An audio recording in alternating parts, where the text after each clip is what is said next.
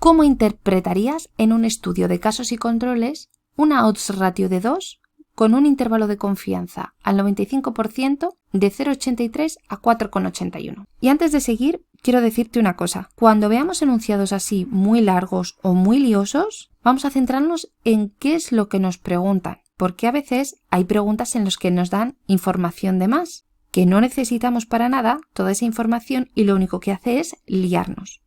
Y entonces, si nosotros tenemos las cosas muy claras, tapamos los enunciados, tapamos el sobrante de la información y nos vamos a centrar en qué nos preguntan. Nos preguntan por una interpretación de una odds ratio. Nos dan una odds ratio de 2 y un intervalo entre 0,83 y 4,81.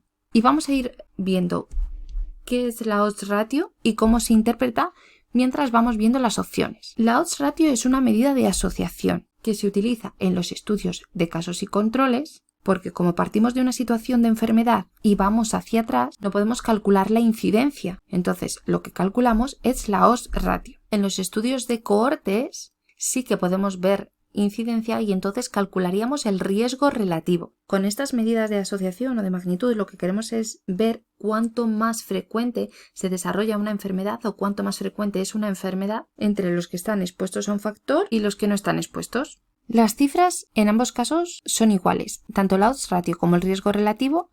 Si son mayor que 1, quiere decir que hay mayor riesgo en los casos. Si son igual que 1, es que no hay diferencia entre los expuestos y los no expuestos o entre el desarrollo del evento y los que no desarrollan el evento. Y cuando la odds ratio o el riesgo relativo es menor a 1, quiere decir que hay más riesgo en los controles. Por lo tanto, el factor sería protector. Vale, hemos dicho que nos están preguntando por un estudio de casos y controles. Y partimos de una situación de enfermos o no enfermos. Y vamos hacia atrás. En los estudios de cohortes partimos de expuestos.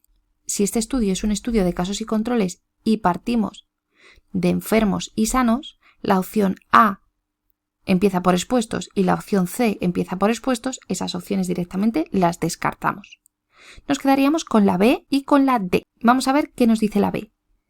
La B dice, los enfermos tienen 2 veces más riesgo de estar expuestos que los no enfermos y la asociación es estadísticamente significativa.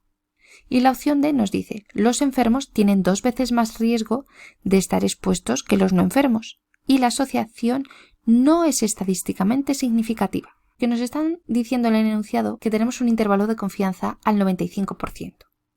Y entonces, cada vez que vemos un 95%, que una P es menor de 0,05, ¿qué nos vamos a ir?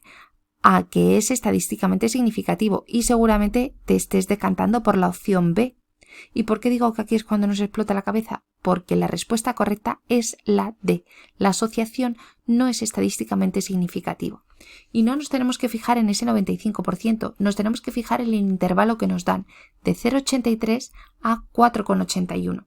Porque en ese intervalo está incluido el 1. Entonces, en todos los intervalos en el que esté incluido el 1, que el 1 estamos diciendo que no hay diferencia, no son estadísticamente significativos. No podemos decir que un factor es protector, que no tiene diferencia y que es de riesgo al mismo tiempo. Porque si es menor que 1 era factor protector, si es igual a 1 no hay diferencia y si es mayor a 1 es un factor de riesgo. Con ese intervalo lo que estamos diciendo es que el factor es protector, que no hay diferencia y que es de riesgo. Y eso no puede ser así. O es protector, o no hay diferencia, o es de riesgo. Pero no puede englobar las 3 cosas al mismo tiempo. Por lo tanto, no es estadísticamente significativo. Cuando veamos alguna pregunta de estas tan liosa, tapa el enunciado y ve escribiendo al lado características que sí sepas.